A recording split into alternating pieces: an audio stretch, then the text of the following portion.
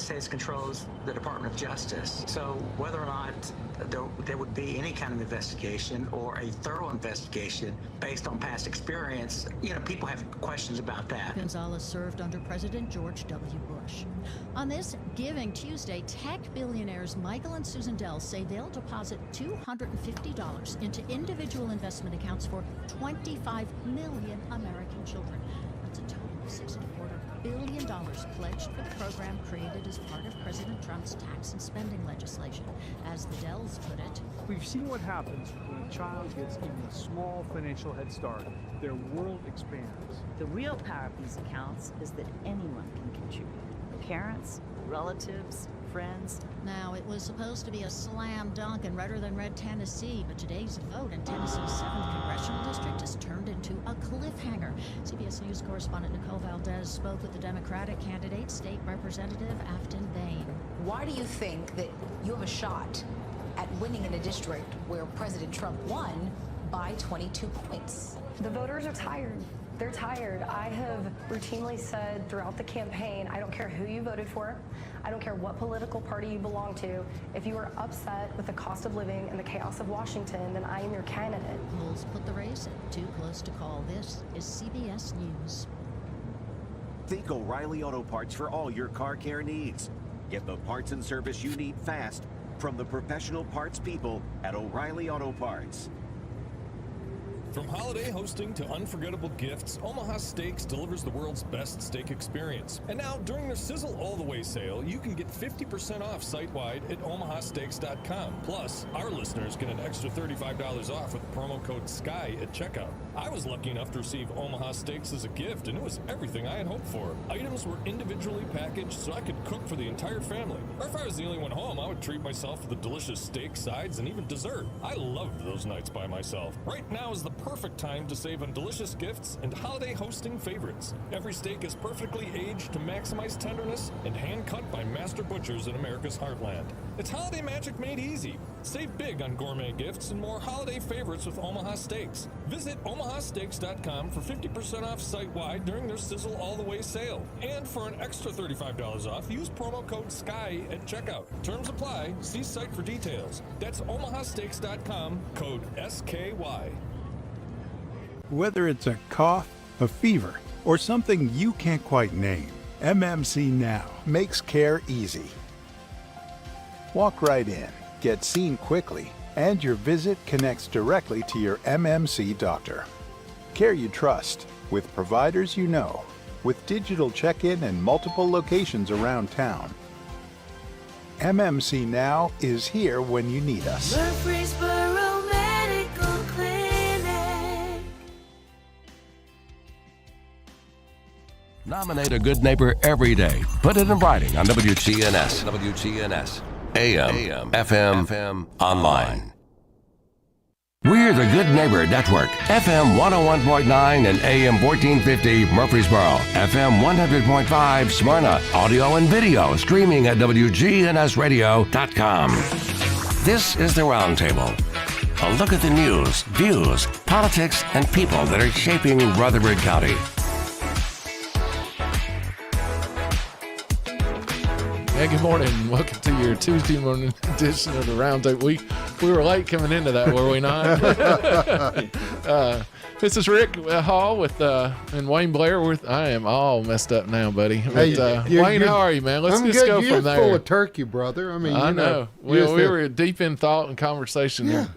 We've already solved some serious problems here a few minutes before the show. Pre-air time. Did you have a great Thanksgiving, I pray?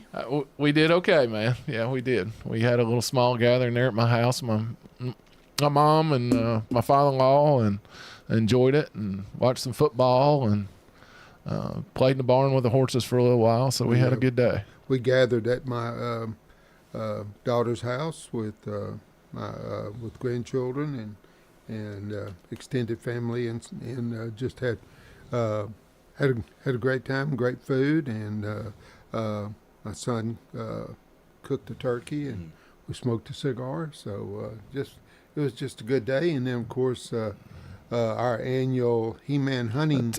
We got to talk about this hunting thing. Well, there's really not we a need whole to introduce Brad, because I'm sure Brad would be in on this hunting deal that he does yearly. But the property between McEwen and Waverly, and it's pretty isolated. And Buddy that I played football with at MTSU, my son, his brother, and a cousin, we go down and watch football and sit around a burn pit and relive somewhat called glory days.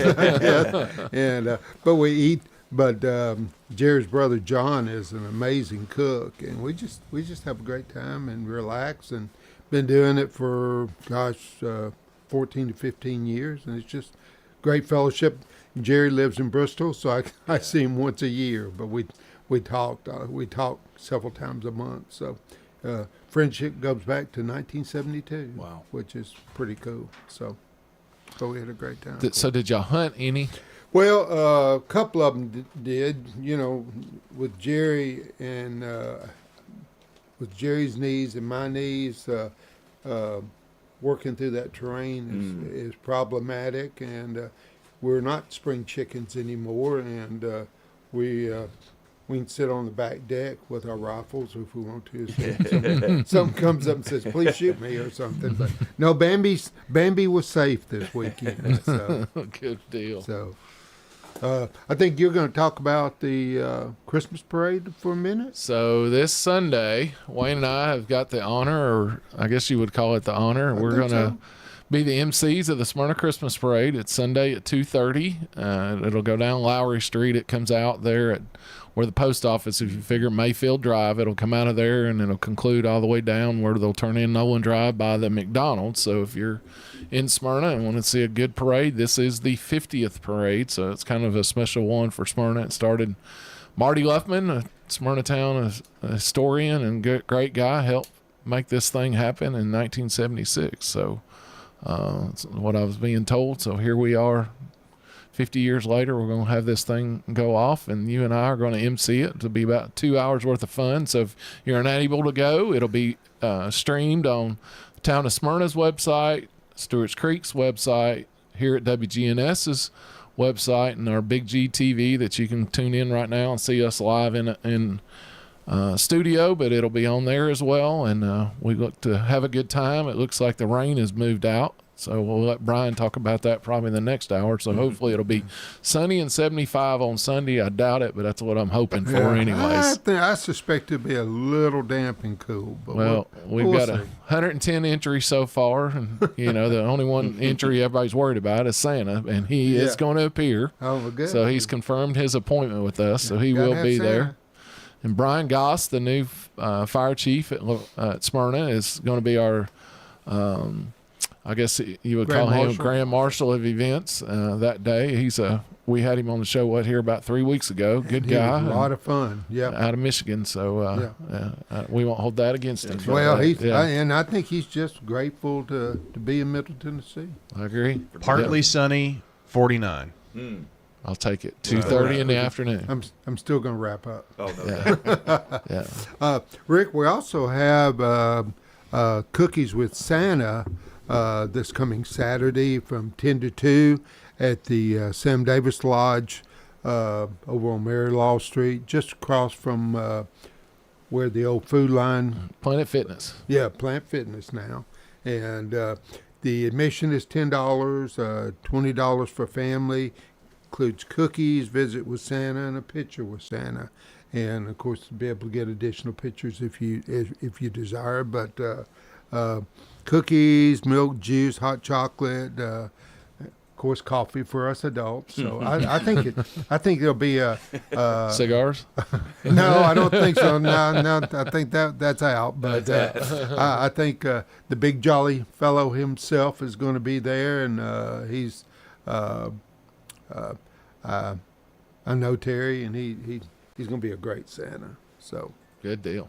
But Rick, this morning we have a great friend for both of us, former county commissioner, now commissioner of the Department of Disability and Aging, and a man that I just have the utmost respect for him, not only professionally but morally. Just I've known Brad Turner for gosh, maybe 20 years now, and it's hard to believe. I can't think of anybody that I can think of people that I respect as much as you, but I can't think of anybody that I respect more than you. And I just we're thrilled to have you this morning, Commissioner, and thank you for being with us. Well, I appreciate you saying that. That's very kind, Wayne. It's always good to see you and Rick and talk about the good things that are happening in the state, but also in our hometown of Smyrna. So Amen. Thrilled to be here and appreciate you guys having me. Why don't you it's been a minute since we've had you. Why don't you remind our audience a little of your background? Of course, sure. You've been the consummate public servant for a number of years, and you were very impactful while you were on the county commission, and I guess even more so now with the state. Yeah. So. Well, yeah, again, privileged to be here. Appreciate you guys and both currently what you're doing, but also historically, to your point, what you guys have done as a public servant. Rick obviously still doing that now. But, yeah, just very briefly, lived in Smyrna with my wife, Rebecca, and our daughter, Kinsley, for almost 25 years now. We moved there in 2003. It's hard to believe. But my first foray into public service was actually on the Historic Zoning Commission in Smyrna. I don't know a lot of people know that. I don't remember that. Tony I'm sorry. Dover was the mayor, and Tony appointed me to that, and then right after that, as both of you know, I ran for county commission in 2010, one in 2010, one in 2014, one in 2018, and then Governor Lee's team called me in 2019 and said, would you be interested in this position? And unequivocally, as a result of my personal connection to the disability space with our daughter, I said, I'm in. Just tell me where to go. Yes. And so I had to resign from the county commission in January 2019. But that's led me on a great path to help Tennesseans all across the state, both in the disability space and in the aging space, which a lot of people don't want to admit, but we're all aging. Every day we're getting older. I resemble that remark. All of your memories are in black and white, Wayne. It's not even in color. Pretty much, right, yeah. We both have doctor's appointments within the next week. That's right. I got one at 1 o'clock there today. You got to get out of here to get to the doctor. So it's I'm incredibly grateful to Governor Lee. He's challenged us to figure out how do we serve everybody, and this is a role that I believe I've been able to try to do that, and the people that are impacted. So grateful to be here and appreciate. Always good seeing you guys, and appreciate Wayne, what you've done for me as a friend. Wayne was actually, a lot of folks, I told Rebecca this morning, Wayne was actually my successor when I stepped down from the county commission, and Rick was on there before I got there, and Rick is on there again now. So it's come full circle. Yeah. See him back in that seat again, and seeing the guy that replaced me. So appreciate everything you guys have done, and thanks for having me. Well, we're grateful for your service.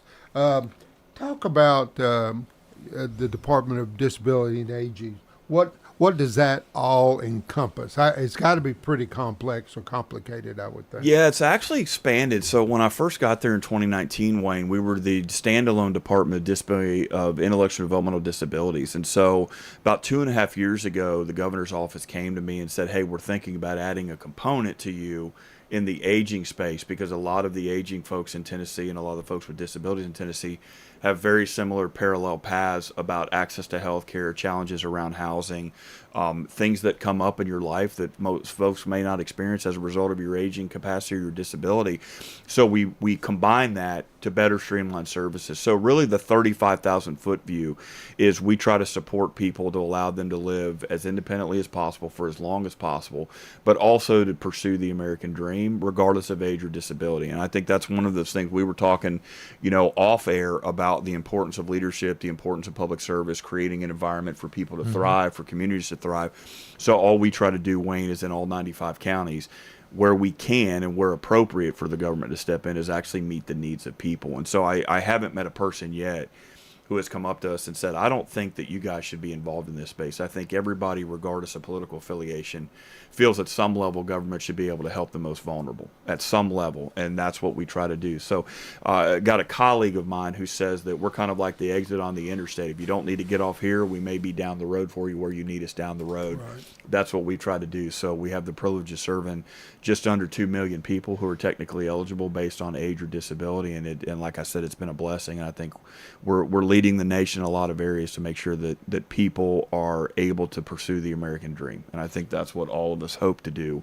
And we've tried to create some mechanisms for people to be able to do that in our space. Rick and I have had a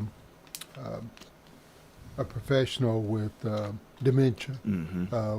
Rick and I probably know more about dementia, now than we ever did before, and Alzheimer's and 80 different types, 80 plus different types of dementia, and with aging, that certainly seems to be a component of that. It's a huge challenge, and one of those things, Wayne, that a lot of people don't think about, I think you're probably referencing either directly or indirectly, is the caregivers, the folks that are responsible for the actual care of people who find themselves with either significant disabilities, but in this part of the conversation about dementia and Alzheimer's and real challenges that come from that. We underestimate, I think, the impact that has on the families and the community of support around the individual that has the diagnosis. So we have programs that are actually available to better support caregivers across the state who are caring for individuals with Alzheimer's and dementia. In fact, we got a grant from the state of Tennessee. We're in the third year of an Alzheimer's grant, and we're looking at that data right now to better understand how well that program has done so we can figure out how to try to expand it to better support caregivers. What we don't want is for people to have to leave their homes. We want people to be able to live in their homes as long as possible, and these grants, these programs allow people to do that. But we got to continue to do better. Diagnoses are climbing. Alzheimer's diagnoses are climbing. It's just part of life. Like, we're better at medicine than we were 10 years ago, 20 years ago. So the diagnostic technology is better. The ability to better identify it earlier in the onset of both of those diseases is better. So we've got to figure out how do we now become even more proactive to make sure that we meet those needs. So we do have programs that are available to help people with that, Wayne. And that's why I'm here today, is to tell people, hey, there's a department that's built around supporting you, but also supporting your loved one who is caring for the individuals as well. So both people that are diagnosed with it and the people that are responsible for caring for those individuals, we want to help both of those and create a strong foundation for support. Wow. Is it something you're working hard with healthcare? Because obviously, Wayne and I in insurance, we really do the healthcare side of it, but obviously we're all hearing about the extreme uptick in what our premiums are going to be over this next year, because Obamacare subsidies are kicking out. And I know, like Middle Tennessee, we've promoted, even Rutherford County and Smyrna. We wanted our aging population here. We have a lot of over 55 developments that we've built for that. Mayor Burgess, that you and I served with, took his old farm, and that's a over 55 development. That whole thing is for the aging. So is that something you're all are in talks with these? Because like you're talking about, keep the people at home as long as we can. Is that something that you're negotiating with these healthcare providers, that through time that they may add those things to coverage? I mean, it's always an evolving conversation, Rick, because we're not necessarily in the healthcare space when it comes to insurance. And the reason I'm saying that is a lot of the folks that we work with are already on Medicaid waivers. So it's already a federal program or some level of state-run program with our partners at the Division of TennCare. But the healthcare component is important because a lot of folks that are in both the disability and aging space have jobs, want to hold jobs, they want to hold insurance and benefits that are part of their compensation package through their place of employment. So we do technically have to navigate some of that, but it's not something that we dive into directly every day. But to your point, it's a conversation that's evolving. In fact, I had a conversation yesterday with someone who reached out about challenges they're having with insurance companies, turning around and processing both submissions and getting payments to vendors and things like that that are impacting people that they serve directly because they can't get services and supports because it's taking so long with the insurance. So we do have to work with them. Tennessee is an MCO state, so there's 3 major managed care organizations in the state. We have to work very closely with them. So it's not just working with them on a business side. It's also talking about the integrity and the character of the institution, the organizations, to say what's the right thing to do by people. Healthcare is a massive driver now in how people vote, and it's going to continue to do that. Before I pulled in here, I was having a conversation. The 2 biggest things that are going to impact, I think, the next generation of people that are moving into the workforce and the families that are moving here, very similar. We were talking about where your family lives, the changes in that neighborhood. It's going to be voting on healthcare and voting on housing and affordability. And if we don't figure that out, there's going to be somebody that slides in there to say, well, if that can't be done that way, we're going to go to an extreme way, and it's going to become this, this, or this. So we try to be really cognizant of that and figure out where do we need to insert ourselves in the healthcare conversation. But ultimately, again, Rick, where do we promote the idea of independence for people to get them off of the government waivers if they don't need to be on there? I think one of the things that we have failed at is that we just assume that people need to jump from A to B instead of saying, well, they don't have to go from A to Z. They can go to A to B to C to D to E to F before they get to Z. So it's not just, we shouldn't just throw people on waivers if they don't need to be there. Rick Hall might have a disability, but he wants to continue to work. Well, then we need to create an environment for him to work, be a taxpayer, contribute to his community, still be able to do things that he wants to do. A lot of that is dependent on your healthcare services. Do you have access to get services and supports for dementia? Do you have access to get services and supports for cerebral palsy, for muscular dystrophy, for anything that might be impacting your ability to get a job or to live the life that you've envisioned for yourself? So we are engaged in that, but it's not a primary focus that we have. A primary focus for us that I tell our guys every day is we want to be there where people need us, and if they don't need us, we don't need to be involved. Let them tell us what we need to do. I think you guys understand for so long government has told people, here's what you need to do, and we're going to make you do. We've tried to pull back from that to say, tell us how to best support you, and we will listen to what you want to do and then build programs around that to support you. So you went through administration change in the federal government because with being on the commission and now it's you at state level. So now where we used to have to beg the state or negotiate with the state to get things for Rutherford County, you're negotiating now with the federal government. Right. So you've gone from one administration now to the second administration. And I had a lady yesterday afternoon called me. She first emailed me and found I'm in her commission district. Well, she wanted to know where she could go vote today. Yeah. Well, we're not part of that vote. So she ended up saying, here's my number. Would you please call me? I don't understand. Her insurance provider. And I tried to tell her, I said, well, you got through the 6. I even gave her a number of somebody that we send people to. Hey, maybe your plan this year is not the plan for you because you might want to look at, changing because she's on an Advantage plan and she's not on standard Medicare. And I said, well, why don't you call this person, get in to see them. You can physically touch this person. She's in Smyrna and see where it goes from there. But she was ready to vote today just because of what she's seeing in a television commercial.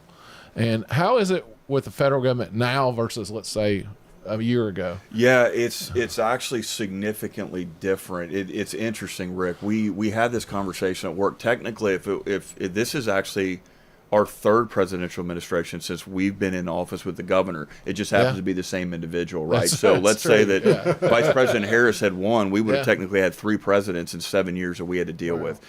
Incredibly complex, right? Because you deal with ideologies, you deal with structure, you deal with function, you deal with changes in priorities.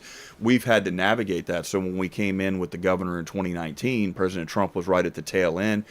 COVID hit, then we had to deal with a new presidential administration that had massively different ideas on how government should work from the federal level that we then had to adjust to in the middle of a global pandemic. I mean, when I tell people you wouldn't believe the things we had to deal with, I don't even know where to start on your question, Rick. I mean, it was so complex because my wife could tell you there would be days that I'd be walking in the backyard trying to figure out how do we keep somebody from not dying.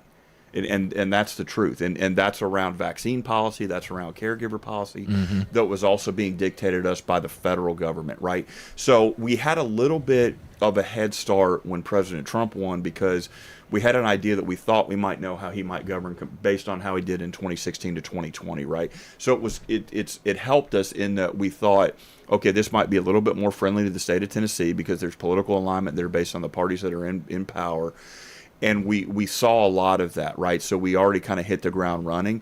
But there are massive differences. I think the thing that always concerns me, Rick, and you kind of just alluded to it there, and this is why I think that things in public school are incredibly important. Wayne is very passionate about public schools for good reason. You're passionate about it, or you wouldn't be in your role. I'm passionate about it because my daughter's in that. We have to do a better job of educating the individuals and the children that are coming up on the value of public service and what it means to be an American. We have not done that. So as a result of that, we have people that are voting that don't know that where election day is, don't even know where to go vote, not even sure who I'm voting on. I just know that I saw this on TV and I need to go do this. We have to do a better job of educating. So part of what we do is also educate people on the ideas that elections have consequences. So if you value what we're doing, here's who helped us get there as an administration. Here's who helped us get there as a leader. Here's who helped create and craft policy in the state legislature for us to be able to do these things. So a lot of what we did with the Biden administration was very different than what we might have done with the Trump administration. We leaned a lot more on the state legislature than we might have on the federal government, because it would not have been as friendly to us as the Trump administration has been. So we try to be really agile, Rick, in how we navigate, but you can't get away at any level from having to deal with the feds. Yeah. So I'd much rather deal with an administration that is more friendly to the state of Tennessee and our interests than deal with people who are adamantly opposed to everything that we believe in, including how we operate our department. And we did run into some of that over the last 4 years. How do you separate the mental disability from the physical disability? Autism, just continues to mushroom, I guess. Yeah. The things that are coming your way, I'm not sure about birth defects as far as have they substantially decreased, or are they still coming on? I know autism, as far as in the school system, they've actually have had to build rooms where a severely autistic child needs to come to decompress. Yeah. It's obviously autism diagnoses have skyrocketed in not just the state but in the country. So we've done better around diagnostics, Wayne. I think that has significantly impacted the numbers that you see. And so we have to navigate that. I mean, we've got programs that we're working on right now. We've reached out to several different states to talk to them about how they're better supporting individuals with autism.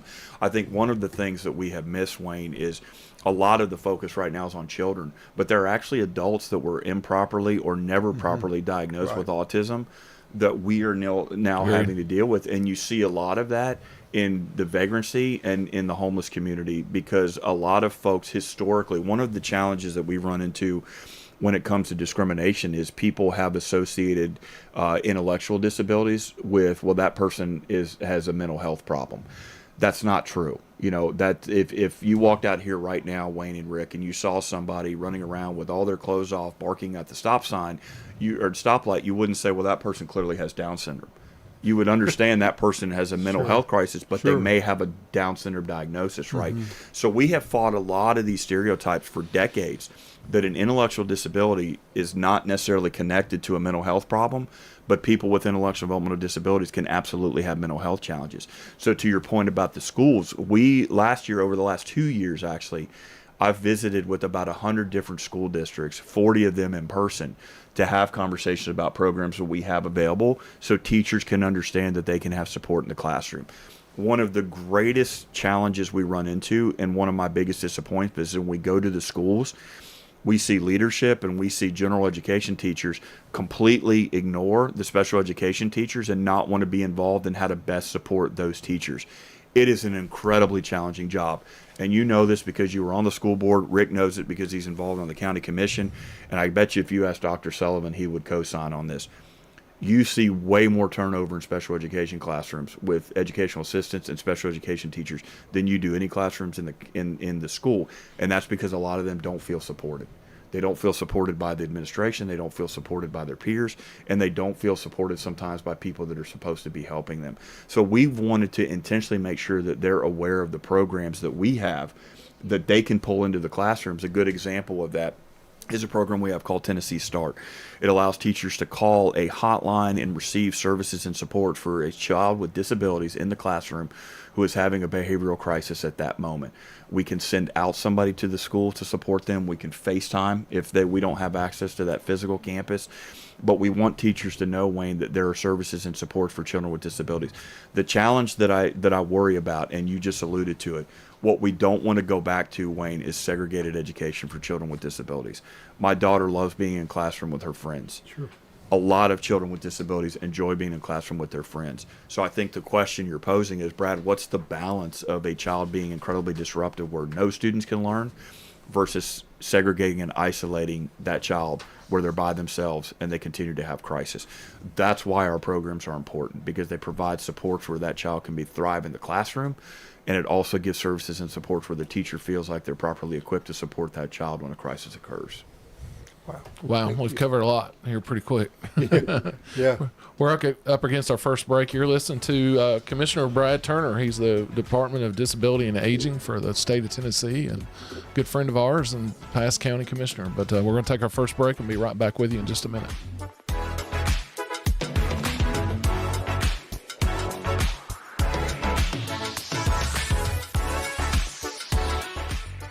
Whether it's a cough, a fever, or something you can't quite name, MMC Now makes care easy.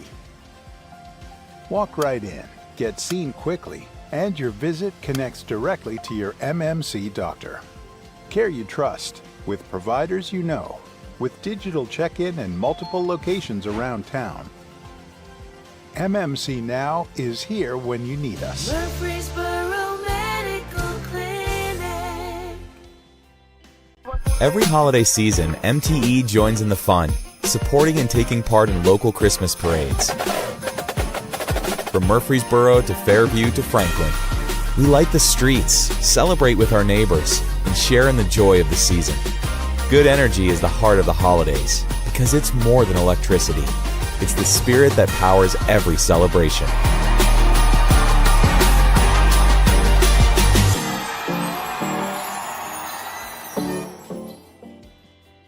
Life's too short to stress about insurance. That's why Ray Call at Rayburn Insurance is here to make sure you have the right coverage without all the hassle. He'll work hard to provide you with personalized service and finding the best solutions for you and your family. Whether you're looking for auto, home, or business insurance, Rick Hall's got you covered. Rick Hall at Rayburn Insurance Agency. Let him handle the details so you can focus on what really matters. This is Chip Walters, and I'm honored to be your 2024 MTAR Realtor of the Year. I'm with Exit Realty Bob Lamb & Associates, and like many of you, I've seen the real estate market shift and change. People often ask, Chip, what's really going on? Well, that's a great question, and I believe in answering with solid, factual data. So let's cut through some of the noise. I invite you to reach out. Let's have a conversation about your real estate goals and the current market trends in your neighborhood. You can find all my contact information at choosechip.net. Good Neighbor Events is brought to you by Old National Bank, the law offices of John Day, and AmeriCare Pest Control. This is a paid legal ad. Hi, this is John Day of the Law Offices of John Day. My team and I have worked hard to help injured people throughout Middle Tennessee. We've helped thousands of people get the legal help they need when they've needed it the most. And if we're not able to help or aren't the right lawyer for you, we'll do the best to point you in the right direction. If you've been injured, call the Law Offices of John Day for a free consultation. And remember, there's no fee unless we win your case. WGNS reminds you, this Friday is the last chance you have to sign up for the Murfreesboro Christmas Parade. Get in touch with the Murfreesboro Parks and Recreation Department. And while we're talking about this Friday, Christmas is in the air this Friday evening on the Murfreesboro Square. It's the lighting of the Rutherford County Christmas tree. The tree lighting begins at 5 o'clock. Santa and Mrs. Claus will arrive, along with lots of Christmas music. It's the lighting of the Rutherford County Christmas tree, 5 o'clock this Friday, right there on the Murfreesboro Square, on the east side of the courthouse.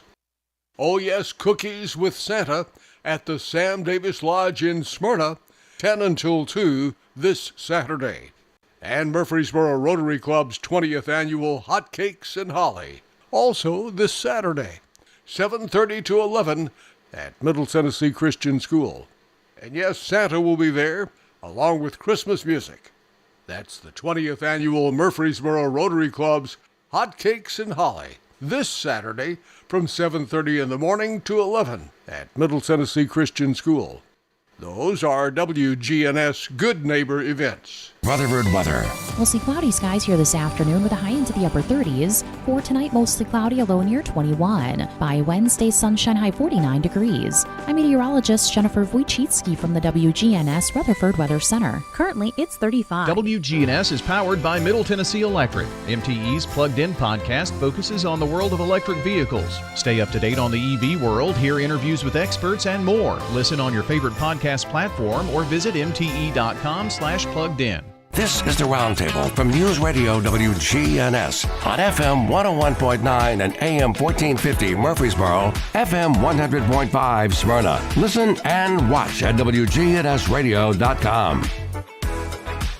And welcome back to the second segment of Tuesday Mornings with Rick and Wayne. And Rick and I have a great friend and community leader and state leader, actually, now, Commissioner Brad Turner, who heads up the Department of Disability and Aging and is sharing a lot of helpful information for families, not only Rutherford County, but through the state.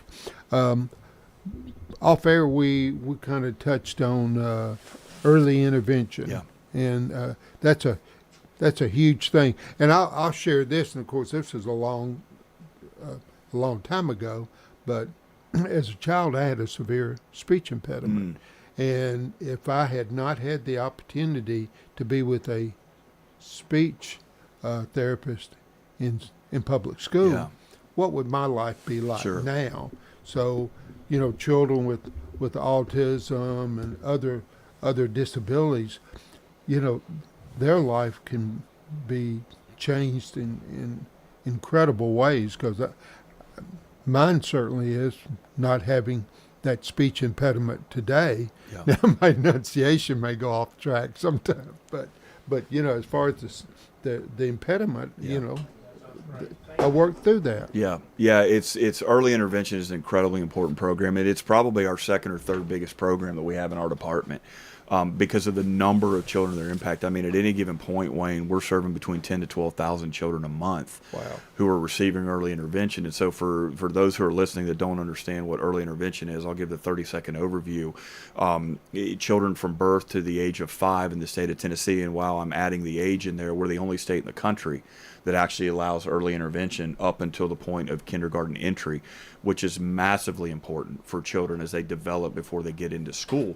So a parent can refer a child to early intervention for an assessment.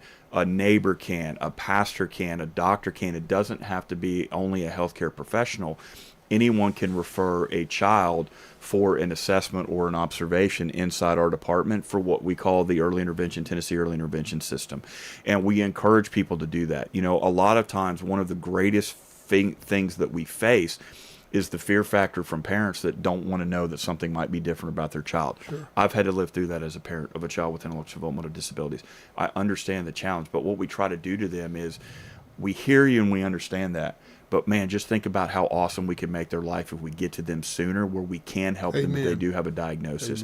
And so what we've done, Wayne, is we've really encouraged all sorts of organizations, Shriners to be involved in this, all the children's hospitals across the state to be involved in this, school districts to be involved in this, community members to be involved in this, where we want you to know that this program is available.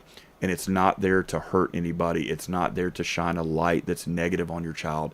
It's actually to build a foundation for them to thrive and be successful as they move forward. And the results speak for themselves. When you look at the children that we go back and revisit at 8 years old in second or third grade, they're up to almost an 80% peer-to-peer match of what their peers are doing who do not have a diagnosed developmental disability. That is a massively successful program. And for the children that may not develop that 80% success rate, that's okay. What we're going to do is make them be the best that they can be. And the Tennessee Early Intervention Program has done that. It's supporting children, it's supporting families, and it's creating an environment for children to thrive regardless of their disability.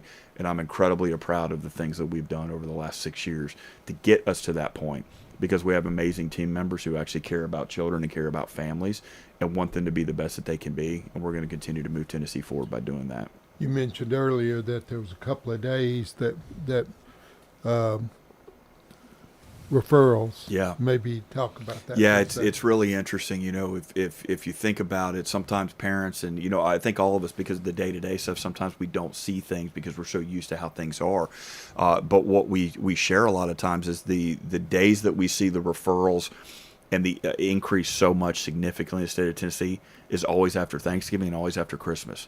And the reason being is families are together for the holidays, and some folks that may not see a child who's under the age of 5 or under the age of 3 consistently might recognize things that they say, hey, I'm not sure about that from a timeline or a growth process. you ought to get that checked out, or let someone do an evaluation to make sure that your child's receiving what they need to receive. Or if there is something there in the diagnosis, what can we do to better help them? So we always see referrals uptick after holidays, specifically after Thanksgiving and Christmas, because other people are around the family and the child that may see something. And what we want them to do is be bold enough to actually send in a referral so we can try to get to those families to better help those children. And I understand, just sometimes you just don't, you shy away from bad news. It's the same way with our health. That's right. Would be the same thing with a child or family member. Yeah, it's very hard. I mean, those are one of the things that we also, I can't tell you how many times, Wayne, we have received feedback from the families of children receiving services through early intervention on how important their social counselor is, the people that work for our department, in just their emotional and mental health, to let them know that, hey, things are going to be okay with your child. I think all of us who are parents, the one thing we want more than anything else is our child to thrive and do better than we did. Right. And that's the beauty of what we do. We talk about all these things that are so divisive in our society right now. I've not met a family from inner city Memphis all the way to the most Appalachian part of East Tennessee who have told me that I hope my child doesn't do as well as I did, or that they never leave the environment that they're in right now. Every single one of them, from the African-American majority cities to all the way to the most Appalachian and rural areas of our state, have all said, I just want my child to do better than I did, and what do I do to help them? Early intervention is a program that can do that. It is doing that, and that's why we want to tell more people about it. And we want evangelists. This radio show is a great way to do that. We want more evangelists telling about the benefits of services and supports that we can provide, so we can keep, and you asked this 15 minutes ago, Rick, we want to get them away from needing services their entire life if that's possible. So the earlier we can get to these children, they may not need to go on Medicaid waivers when they're 18. They may not need to be involved in such expensive healthcare programs when they're 24, 25, 26, because we got to them when they were 2 and 3 years old. So there's methods to the madness, and early intervention is a big part of that to make sure that families are supported and served. This ties in when I got back here just 4 months ago on the county commission and trying to look at things, and I was in District 12 before, now I'm in District 3. District 3 is a huge district that goes from the Wilson County line all the way over to the dump in Walter Hill. Then I go all the way across Murfreesboro Road into Old Nashville Highway and Florence Road. It's just everywhere. And so I got 5 different problems in one district that people really worry about. That's right. Dump's one of those. And our educational program, as far as we're old and we're hard to change. Same as like when you need services, it's hard to get people to change their habits. And as far as recycling and things, I think that's our future. And you and Wayne worked on that with y'all's time in the commission with Pratt Industries and us looking at other ways. And we've got a transfer station now, and things are headed that way. Republic's not going to go away easily. But I would like to see, and I know we're working on it, an educational program that works with recycling. And the same thing I can remember when I was a kid in Smyrna. There was a boy named Steven that I took care of in the 5th grade, and he was in a wheelchair, confined to a wheelchair, and had some intellectual disabilities. But I was his in-school we didn't have higher nurse's aide. We had a teacher in there and us, and she made me responsible for him, and I took him to the bathroom. I took him to lunch with me that day and everything else. And I can even all the way up to Smyrna High School, when we went from the old high school to the new high school, they gave them a room that they all but we had got used to being around them. So at pep rallies and things like that, I can remember us having them, and they've made posters, and we would take them, and they were part of our class. And I don't know if I see that so much anymore, and I don't know if that's something in tune with me saying, hey, I want us to have a recycling program, that we don't work our way around that. We have a young lady with Isaiah 117, and I know if you've ever heard of it, but it's an in-between. So my police background, I was one of those detectives that had kids sleeping on floors in interview rooms, and we had Kevin Arnold, the chief of Smyrna, was very proactive and hired a girl, Shirley Key, early on. It was she was a resource for us as far as getting resources, and she was full-time with us. So we had car seats, and she would take care of them, had books set up and couches for them, everything else. But Isaiah 117, we gave it back to the community and nonprofits and not government involvement. And that's the conservative side of me that I love. And how do we find programs like with our aging adults and things that we're doing. And I know y'all gave a grant local just recently to the Smyrna Senior Center for a van. And those people, I'm glad. I just turned 55 a week ago, and I get to be a member. And I'm kind of excited because the trips and the things that they do. And now you've helped us get a bus. That's right. It's all for you. I might get my license updated so I can drive, I guess, but I'm looking forward to it. But what kind of private involvement? That's a long way around of what kind of private involvement do y'all seek or want, or is it an avenue that you guys touched absolutely on? I mean, and that's the driver, right? Like, government should not be involved in everything. Like, it's very simple for me, right? And I think there's an alignment in this room around that. But we can be involved in some things to make life better for people, right? And I think that's the balance we have to strike. So our first thing that we always do is we look at the environment of the individual we're trying to support is what's the best way to allow them to thrive. Sometimes it's our programs, Rick. Sometimes it's, hey, you don't need this program anymore. We want you to be able to go get a job, so we're going to help you now find a job through a private business, right? So Rick and Wayne are in the insurance space. Well, maybe there's an individual that comes in with a disability, wants a job, that we would encourage Rick and Wayne to say, hey, think about this, right? So it's married, right? It's government has a role. The challenge becomes government has never shrunk itself, right? So we've done very, very good in my department. In fact, we've given back, over $100 million back to state taxpayers, because we don't just spend the money that we have just because we've got it. Like, we're trying to be really responsible and maximize the bang for our buck, right? But for us to be able to do that, we have to have nonprofits step up. We have to have churches step up. We have to have the faith community step up. And a lot of them have done that. We have respite grants, Rick, that we give to churches all across the state, built around creating ministries or programs for families of children and adults with disabilities and those with dementia and Alzheimer's that you mentioned, Wayne, earlier, just to give those families a break where they can actually go out to dinner and not worry that their loved one is in a compromised position with people that they don't trust. They're going to trust their church. They're going to trust their pastor. They're going to trust those folks in their community to do that. So we lean heavily on the nonprofit space, and we want to continue to develop those relationships because we need them. It can't be the government doing everything. That will never work. It never does work.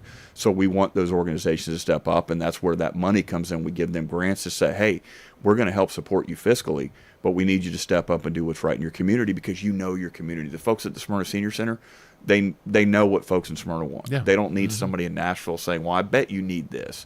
We listen to them, and then we build programs accordingly.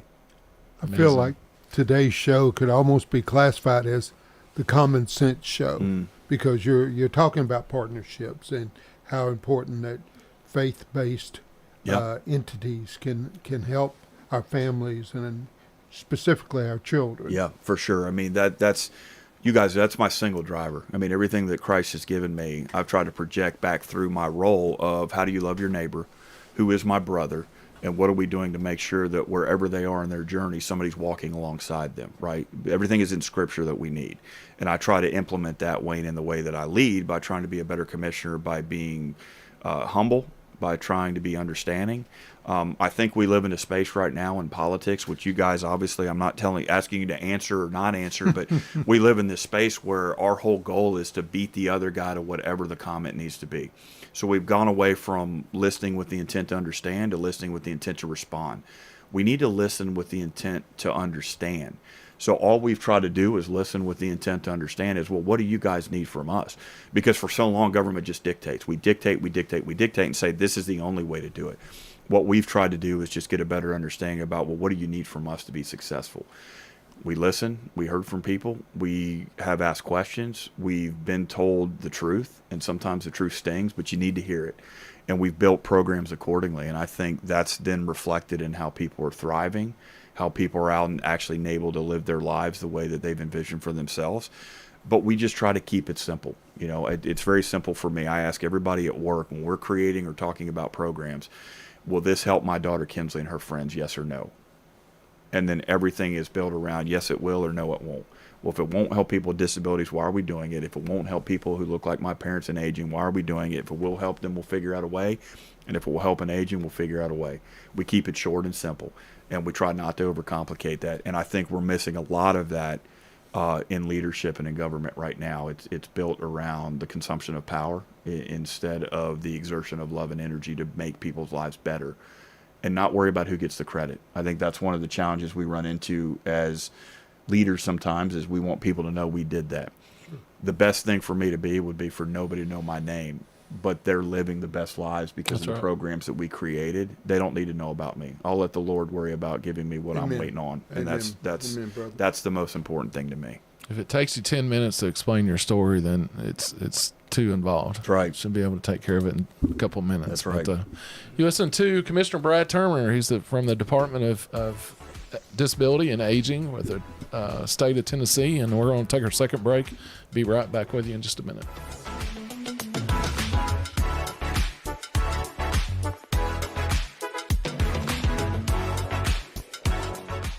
Whether it's a cough, a fever, or something you can't quite name, MMC Now makes care easy. Walk right in, get seen quickly, and your visit connects directly to your MMC doctor. Care you trust, with providers you know, with digital check-in and multiple locations around town. MMC Now is here when you need us. Murfreesboro Medical Clinic. This is Shannon Woodfin Parsons with Woodfin Funeral Chapels. The Murfreesboro Christmas Parade Grand Marshal is Mr. Bill Allen. Mr. Bill worked for Woodfin Chapel for years. Mr. Bill is 100 years old. He was at Normandy Beach. And I want to thank Mr. Bill for his service. I want to thank all veterans that help protect our freedom and our country. Hello, I'm Adam Tipton with Farm Bureau Insurance. For over 75 years, Farm Bureau Insurance has proudly served Rutherford County, helping protect what matters most to our neighbors. If you're new to the area or just new to us, please give us a chance to earn your business. Give us a call at 615-893-1213 or visit us at 818 South Church Street in Murfreesboro. Our agents and staff are ready to serve you. From our team to your family, we wish you a very Merry Christmas. Merry Christmas, Rutherford County. I'm Kenneth Barrett. I'm running for sheriff in 2026. This time of year brings back lots of great memories of those who have gone before us, those still with us. I love sharing time with my family, friends, swapping stories, and laughing. I've been proud to call Rutherford County and the sheriff's office my home my whole life. When elected sheriff, I will continue to work hard, keep our families safe, and serve with honesty, integrity, and heart. From my family to yours, Merry Christmas. It's the most magical day of the year, and you can watch it all live. Big G TV is where Christmas comes to life with coverage of the Murfreesboro Parade, Sunday, December 14th at 2 p.m. Brought to you by Kenneth Barrett for Sheriff, Middle Tennessee Electric, Farm Bureau Insurance, and Woodfin Funeral Chapels. See every float, every smile, and the moment Santa arrives on Big G TV. Streaming at wgnsradio.com/parade. Every holiday season, MTE joins in the fun, supporting and taking part in local Christmas parades. From Murfreesboro to Fairview to Franklin, we light the streets, celebrate with our neighbors, and share in the joy of the season. Good energy is the heart of the holidays, because it's more than electricity. It's the spirit that powers every celebration.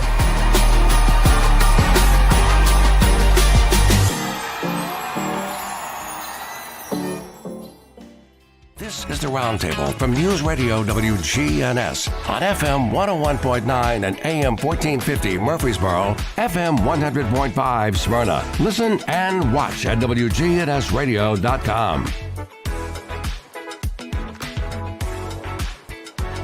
And welcome back to the third and final segment of Tuesday Mornings with Rick and Wayne. And we've certainly had the pleasure and had a great friend, Commissioner Brad Turner, who's over the Department of Disability and Aging, and has shared a ton of information with us, things I appreciate getting to know.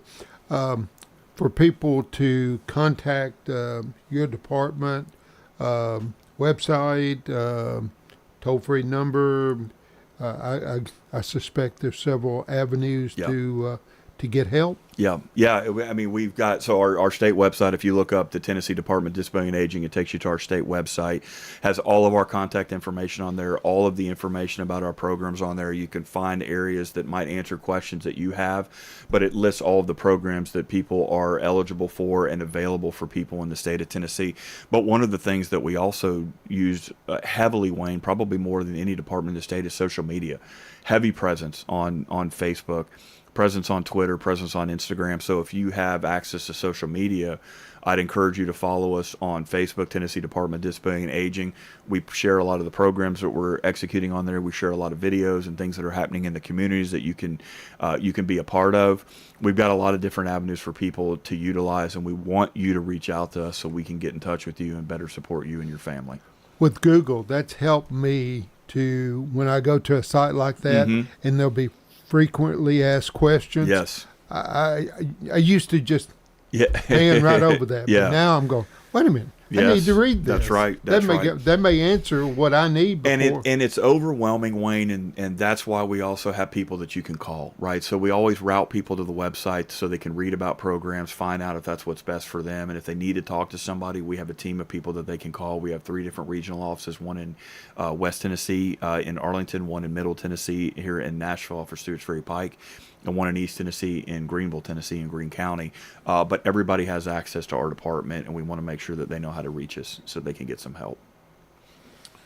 The Katie Beckett waiver, I think that's a huge thing, especially for our young ones. Yes. Explain that program a little bit to us and what it offers. That program, frankly, Rick, has been a slam dunk. And I would even say, truthfully, that it's probably been even more successful than I had hoped it was going to be, just because of people that are able to access that and utilize it. So what makes Tennessee's Katie Beckett waiver really unique is there are 2 parts to that program. There's a Part A for children that would be at the risk of being institutionalized, so they may be on a vent, they may require 24/7 care. That is run by the Division of TennCare, and folks have access to that, and they can utilize that for services and supports for the loved one. The part that we're responsible for in my department is Part B, and Part B gives families the ability to have $10,000 a year to go towards additional costs that their traditional insurance may or may not cover.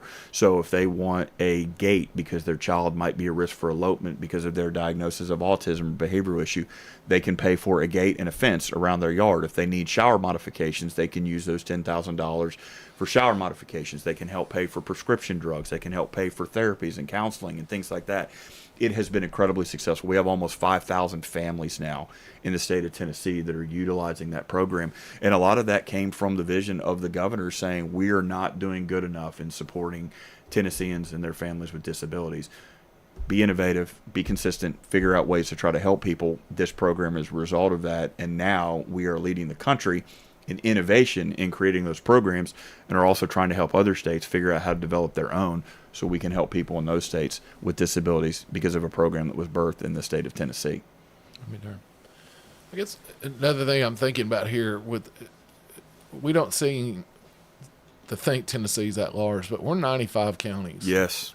And the way we run from, Bristol to Memphis, and you, the commissioner over that whole 95 district, it's not a common problem, I would think, statewide. It's kind of regional problems, right? Because of rural areas, and I hear a lot about rural areas and hospitals closing, and I go ride horses and up in the East Tennessee, and I had a friend that unfortunately had to go to the hospital there, and they didn't have a doctor on staff. They had PAs on staff that answer to a doctor that they call on the phone because of funding and things like that. Right. So what are the challenges you're facing? Oh yeah, it's all of that. I mean, and one of the things that a lot of folks don't know, Rick, that we try to share just purely for information purposes, because there's context behind it. So since the governor's been in office, Tennessee has seen over 300,000 people move here. I mean, that's twice the size of Murfreesboro that have moved here in 6.5 years. You're on the county commission and you have to deal with growth. Every meeting that you're in, Wayne was on the school board and had to come to me and say, Brad, I'm going to need $250 million just to maintain the projected population that we think we're going to get, and it's probably going to be more than that. And the reason I'm bringing that up is it's not just the lack of services now. We have to project out, Rick, to better understand, well, what are we going to do in 2035? because based on what we know, here's what the need is going to look like, right? And so one of the things that folks aren't aware of in that Appalachian area in East Tennessee, that's the fastest area in the entire South for growth of people over 60 years old. We're faster than Florida. Based on the population, the consensus, we're faster than Georgia. We're faster than South Carolina. Everybody is moving to that area. Well, you just said it yourself. Right. I know. Rick, you guys can't see him, but Rick just kind of looked at me like, that blows my mind. I go to Jamestown, and that whole area is full of seniors. Yeah, it's happening. They've bought property. They have horses, and they built their little, retirement area for themselves. Yeah, they are moving here because they like the values of Tennessee. It reminds them of why they would have moved to Florida 20 years ago, and now they're looking for another area because Florida is overcrowded and overrun with people doing the same thing that they did. And so that's where, to Wayne's question earlier, the nonprofits and the churches, and we need those folks to step up. But specifically around how do we deliver health care and services, those are conversations we're having right now that the governor is adamant about, because he's hammering us about, in a very good way, of we're not stopping working for people in Tennessee just because we're moving into the last year of the administration. It's what are we going to do in rural Tennessee? And that is a huge part of that conversation, that we're rolling out plans right now on how do we better define proper health care in rural Tennessee to make sure the people that are moving here can receive the services, but also the people that are already there and the people that are going to be there in the future understand that there's a good place for them to live around schools, healthcare, businesses, and community and housing, and that we're ready for that because, to your point, we haven't been ready for that, and we've got to be ready for that because people are moving here whether we want them to or not. It's happening, and so we have to adjust and we've got to be more forward thinking in how we address them than we ever have been, I think, in frankly speaking, in the history of the state of Tennessee, because we're seeing that much growth that fast. It's happening, and it's not slowing down. California, I read, I don't know if this is correct or not, but I read they're losing a person a minute, every minute in California. Yeah. And Texas, Florida, Tennessee, I guess all of the southeastern states are absorbing all these people. That's right. Of course, New York, they're expecting an exodus as well. Yeah, all of that's happening, Wayne, and we're seeing it. I mean, obviously we're seeing a huge influx of people from California. We're seeing a lot of folks from Illinois. We're seeing folks from New York.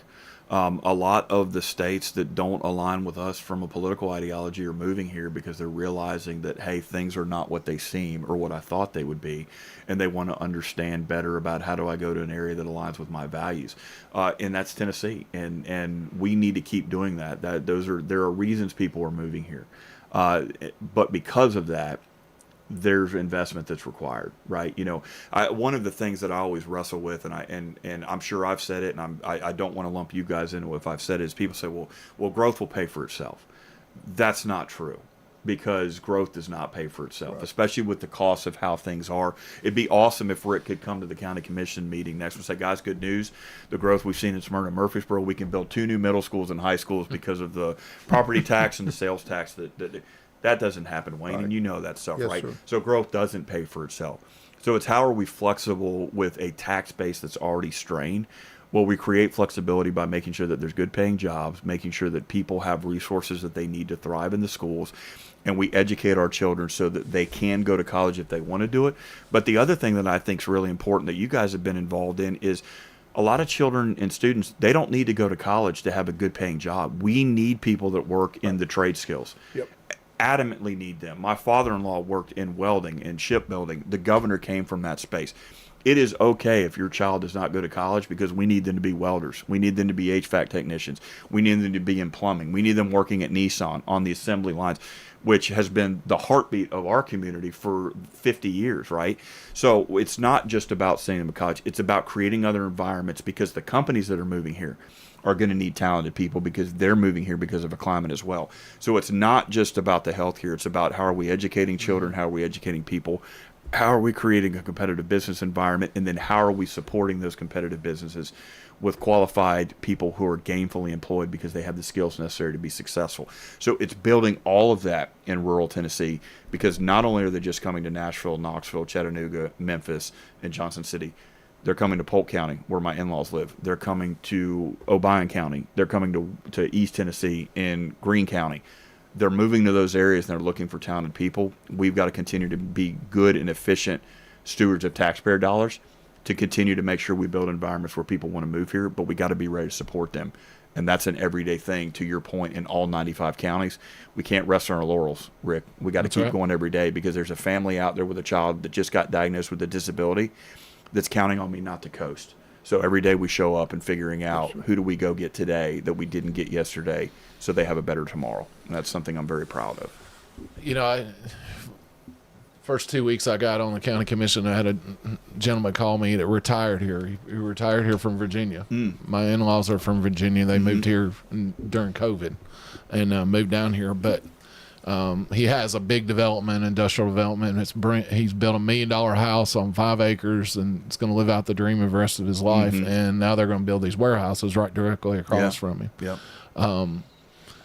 And I felt his pain, but he is not in my backyard kind of mentality of, and you know, in the neighborhoods that have sprung up, and it's a lot of people that's coming to these other regions, and two, they've been used to resources of, you know, our issues that we're having with trash. Well, they were all used to the cities picking up their trash, or the counties, and now they're having to load it up, and you know, well, I've got an SUV. I don't want to put my trash in my thing and have to carry it somewhere. Well, you can pay, but it's going to cost you. Well, why don't y'all provide it? Because we're for free enterprise. That's right. You know, that's kind of how we work. That's right. I guess me growing up here, and you and Wayne, we've always been a part of our life. But we're getting people from these, and it's taking this educational curve of, hey, you know, you paid a lot of money there, and why you paid is because all these services that you now are going to have to do yourself. And if you're going to live here, you're going to have to understand, hey, you're going to have to take care of yourself a little bit here, because that's the way we run things. Yeah, you know, that's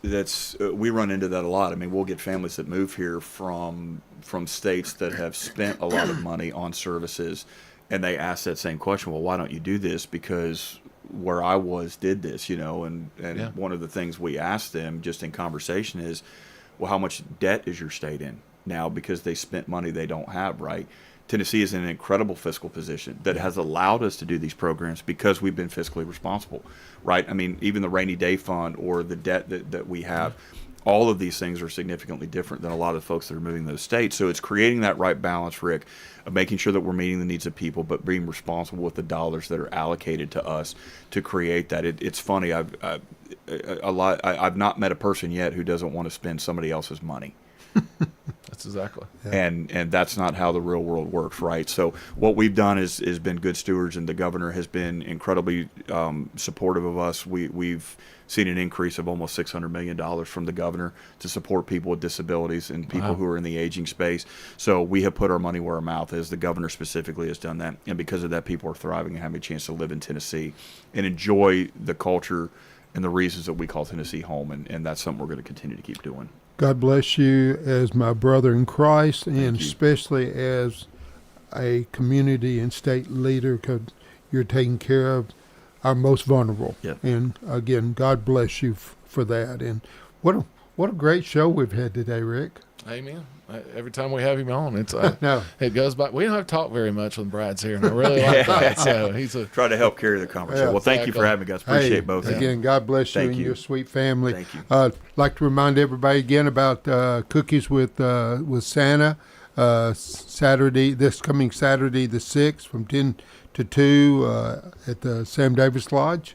And Rick, you want to talk about the parade? If you don't get sick of our voices here every Tuesday, please tune in on Sunday. We'll be live streaming starting at 2:30 p.m. of the Smyrna Christmas Parade. And our autographs will be for free.